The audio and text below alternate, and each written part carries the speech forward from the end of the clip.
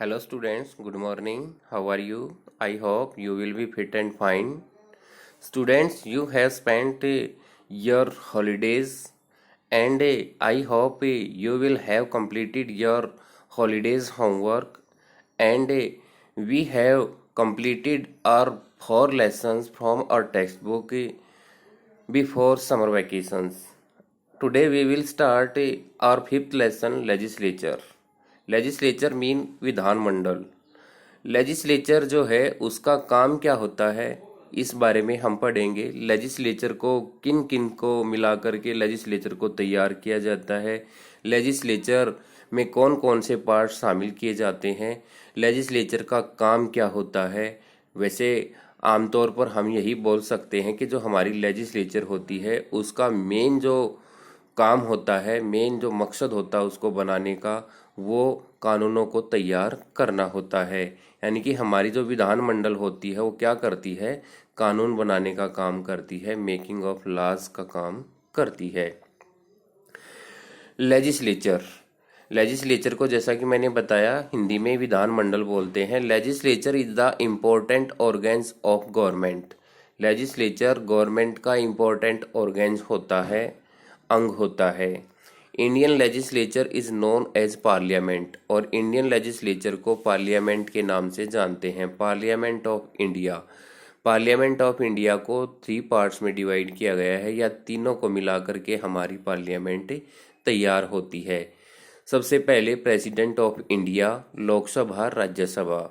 आमतौर पर जो बच्चे गलती करते हैं वो यही करते हैं कि हमारी पार्लियामेंट का अगर जिक्र आता है तो लोकसभा और राज्यसभा के बारे में ही हम डिस्कस करते हैं, लेकिन वास्तव में हमारी पार्लियामेंट इन तीनों से मिलकर बनी होती है, president of India, Lok Sabha, Rajya Sabha.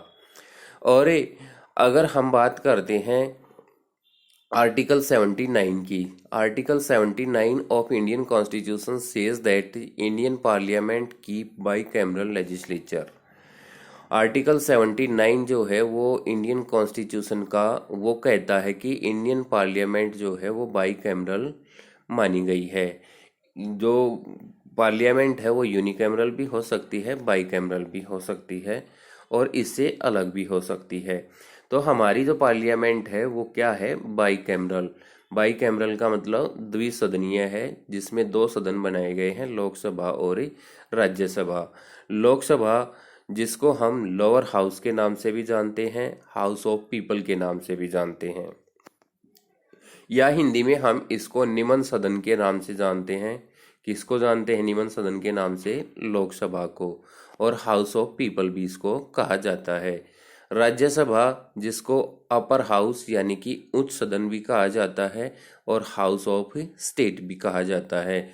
अगर इनकी सीट्स के बारे में बात करते हैं, लोकसभा में एट प्रेजेंट 545 सीट्स हैं, लेकिन मैक्सिमम जो सीट्स हो सकती हैं यहाँ पर वो क्या हो, कितनी हो सकती हैं? 552। राज्यसभा, राज्यसभा में जो मैक्सिमम सीट्स हो सकती हैं वो 250 हो सकती हैं। एट प्रेजेंट अगर लोकसभा सीट्स के बारे में बात करते हैं तो लोकसभा सीट्स 545 हैं। इसमें 2 एंग्लो इंडियंस को शामिल किया गया है, और जो इलेक्टेड मेंबर्स हैं वो 543 हैं। Reasons for selecting bicameral legislature. Bicameral legislature को सिलेक्ट करने के रीजन क्या है? हमने अपनी लेजिस्लेचर को यूनिकैमरल क्यों नहीं बनाया, बाईकैमरल ही क्यों बनाया गया? तो इसमें सबसे पहले पॉइंट दिया गया है large size of the country. जैसा कि आप जानते हैं इंडिया एक बहुत बड़ा देश है, और इतने बड़े देश में यूनिकैमरल लेजिस्लेचर तैयार करना बड़ी मुश्किल होती है, क्योंकि जो स्टेट लेवल पर गवर्नमेंट बनाई गई है वो इसीलिए बनाई गई है क्योंकि जो सेंट्रल गवर्नमेंट है वो लोगों की स्पेसिफिक जो एस्पायरेशंस होती हैं, नीड्स होती हैं, उनको पूरा करने में समर्थ नहीं हो पाती। तो सेंट्रल गवर्नमेंट की हेल्प के लिए स्टेट गवर्नमेंट को बनाना जरूरी था। तो इंडिया का जो साइज है वो बहुत बड़ा है, तो इतने बड़े देश में यूनिकैमरल लेजिस्लेचर को चलाना बहुत बड़ी बात ही हो जाती। दूसरा पॉइंट होता है डाइवर्सिटी। डाइवर्सिटी जैसा कि हम इंडिया में देखते हैं बहुत ज़्यादा डाइवर्सिटी पाई जाती है, विभिन्नताएं पाई जाती है। यहाँ पर अगर लैंग्वेज की बात करते हैं तो लैंग्वेज यहाँ पर अलग अलग एरियाज में अलग अलग लैंग्वेजेस बोली जाती हैं। दूसरी बात क्या है, यहाँ पर सेकुलरिज्म को अपनाया गया है, यहाँ पर कई धर्मों के लोग एक साथ रहते हैं। तो डाइवर्सिटी को देखते हुए बाईकैमरल लेजिस्लेचर को अपनाना ही अच्छा रहता, इसलिए हमने यूनिकैमरल लेजिस्लेचर को नहीं अपनाया। उसके बाद आता है बाईकैमरल लेजिस्लेचर एंश्योर्स मोर रिप्रेजेंटेशन। बाईकैमरल लेजिस्लेचर से क्या है, बहुत ज़्यादा रिप्रेजेंटेशन इंश्योर हो जाता है। यानी कि अगर यूनिकैमरल होता तो वहाँ पर रिप्रेजेंटेशन जो है वो ऑटोमेटिकली कम हो गया होता, लेकिन बाईकैमरल लेजिस्लेचर होने के कारण रिप्रेजेंटेशन ज़्यादा हो गया था। Possibility for reconsideration of every issue in a bicameral legislature. यहाँ पर पॉसिबिलिटी दिखाई गई है reconsideration of every issue in a bicameral legislature. Bicameral legislature में प्रत्येक मुद्दे को लेकर के रिकंसिडरेशन किया जा सकता है। उसके बाद आता है the constitution has given the states the option of establishing either A unicameral और बाईकैमरल लेजिस्लेचर। हमारा कॉन्स्टिट्यूशन स्टेट्स को ऑप्शन देता है कि आप यूनिकैमरल भी अपना सकते हैं और बाईकैमरल लेजिस्लेचर को भी अपना सकते हैं। यानी कि स्टेट के ऊपर डिपेंड करता है कि भाई वो कौन सी लेजिस्लेचर को अपनाना चाहेगा। Members of legislative assembly. Members of legislative assembly जिसको हम एमएलए कहते हैं। लेजिस्लेटिव असेंबली जो है वो क्या होती है, विधानसभा होती है। मेंबर्स ऑफ लेजिस्लेटिव काउंसिल इसको हम विधान परिषद बोलते हैं। तो हमारे स्टेट लेवल पर जो लेजिस्लेचर होती है उसको हम दोनों तरह से यूनिकैमरल और बाईकैमरल दोनों तरह से किसी भी तरह से अपना सकते हैं। तो इसके टू पार्ट्स कौन से होते हैं, अगर बाईकैमरल होगी तो क्या होगी, मेंबर ऑफ लेजिस्लेचर असेंबली जिसको विधानसभा बोलते हैं, और एक लेजिस्लेटिव काउंसिल होती है। Member of legislative council Vidhan Parishad के सदस्य होते हैं। तो ये हमारी स्टेट लेवल पर लेजिस्लेचर होती है। उसके बाद आता है state legislative council in India. India में कितने स्टेट ऐसे हैं जहां पर बाईकैमरल लेजिस्लेचर को अपनाया गया है। तो लेजिस्लेटिव काउंसिल इंडिया में कौन कौन से स्टेट्स में है, एक तो यूपी में, उत्तर प्रदेश, बिहार, कर्नाटका, महाराष्ट्र, जम्मू एंड कश्मीर एंड आंध्र प्रदेश। उसके बाद आता है Lok Sabha. On 17 April 1952 Lok Sabha came to exist. हमारी लोकसभा 1952 में बनाई गई थी, 17 अप्रैल 1952 को। Elected 543, nominated 2। हमारी लोकसभा में 543 मेंबर्स को इलेक्ट किया जाता है, वो इलेक्ट होकर के आते हैं, और 2 मेंबर्स को नॉमिनेट किया जाता है हमारे प्रेसिडेंट के द्वारा। और वो 2 मेंबर्स कौन से होते हैं, एंग्लो इंडियन होते हैं। तो टोटल 545 मेंबर्स को शामिल किया गया है।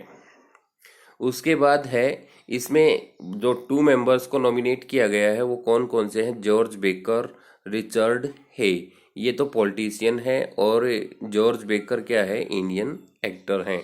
ये 2 मेंबर्स इंडियन प्रेसिडेंट के द्वारा नॉमिनेट किए गए हैं। Lok Sabha election conducted based on constituency. Lok Sabha का इलेक्शन कॉन्स्टिट्यूएंसी के बेस होकर के कंडक्ट किया जाता है, यानी कि लोकसभा इलेक्शन को संविधान के अनुसार कंडक्ट कराया जाता है। Lok Sabha is controlled by Lok Sabha speaker. Lok Sabha को कंट्रोल कौन करता है, लोकसभा स्पीकर। और Om Birla Lok Sabha speaker, BJP. Munisamy Thambidurai deputy speaker. What is qualification to become an MP.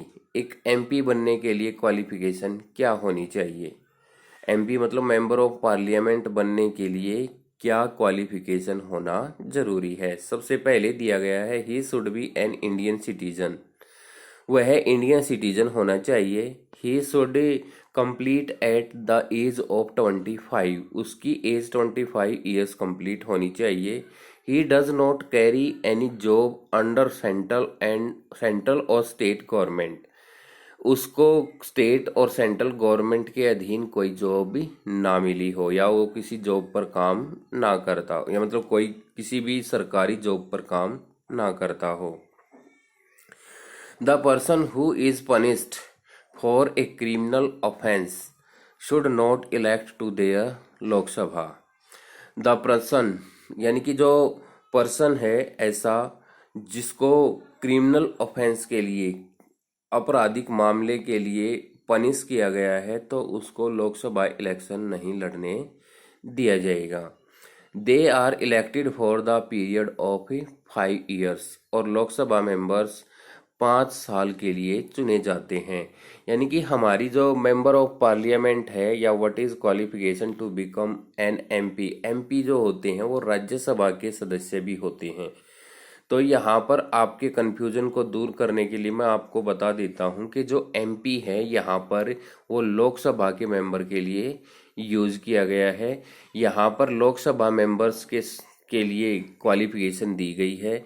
अगर राज्यसभा एमपी के लिए बात करते हैं तो उसकी एज 25 की बजाय 30 ईयर से होनी चाहिए। तो इस प्रकार से, और वहाँ का जो टाइम पीरियड होता है राज्यसभा का वो 6 ईयर्स होता है। यहाँ पर जो टाइम पीरियड है वो 5 ईयर्स का होता है। बाकी क्वालिफिकेशन सेम रहती हैं लोकसभा और राज्यसभा के लिए, केवल चेंज होता है तो एज में और टेनोर में, यानी कि कार्यकाल में चेंज होता है। तो आप यहाँ तक लोकसभा तक ही इस लेसन को पढ़ेंगे। राज्यसभा के बारे में हम नेक्स्ट वीडियो में डिस्कस करेंगे।